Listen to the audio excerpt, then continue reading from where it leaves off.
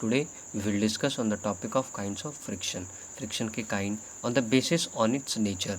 तो frictional force can be divided into three types. जो frictional force है आपके थ्री पार्ट में ये डिवाइड है. तो जल्दी चलिए जानते हैं. They are the static friction.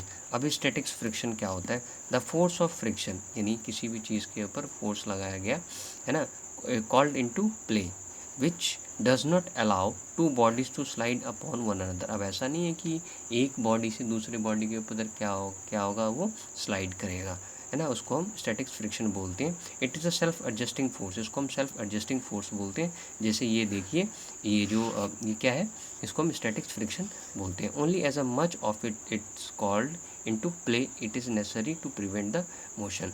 और ये जो हम स्लाइडिंग करते हैं, है ना, तो इसको हम स्टैटिक फ्रिक्शन बोलते हैं. और हम इस मोशन से क्या कर सकते हैं, अपने आप को हम बचा भी सकते हैं.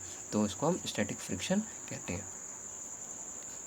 आगे, the maximum static force of friction called into play when one body just slides upon another इस body is called limiting friction. और हम इसको स्टैटिक फ्रिक्शन को हम लिमिटिंग फ्रिक्शन भी कहते हैं. चलिए सेकंड, डायनेमिक फ्रिक्शन और स्लाइडिंग फ्रिक्शन क्या होता है?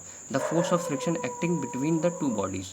जब दो बॉडी के पे होता है, when they are sliding upon one another, यानी जब एक दूसरे पे ये यूनिफॉर्म स्पीड जब ये होगा, तब इसको डायनेमिक फ्रिक्शन या फिर हम स्लाइडिंग फ्रिक्शन इसको कहते हैं. नाउ थर्ड, रोलिंग फ्रिक्शन क्या होता है? The force of friction existing between the to surface in contact. जब दो बॉडी जब आपस में कॉन्टैक्ट में आते हैं, when one of them is rolling over, जब दूसरे के पहला दूसरे के ऊपर क्या होता है, आता है, the other is called rolling friction, तब हम इसको रोलिंग फ्रिक्शन कहते हैं. The resistance of moving of a ball rolling, जैसे मान लीजिए हमने बॉल को फेंका, है ना, ऑन द फ्लोर, तो क्या होगा, एक्सपेरिमेंट देखें, पहले स्टैटिक फ्रिक्शन होगा, फिर स्लाइडिंग फ्रिक्शन होगा, फिर उसके बाद रोलिंग फ्रिक्शन होगा. Thank you, thanks a lot. फिर मिलते हैं आपसे नेक्स्ट वीडियो में विथ नेक्स्ट टॉपिक साथ.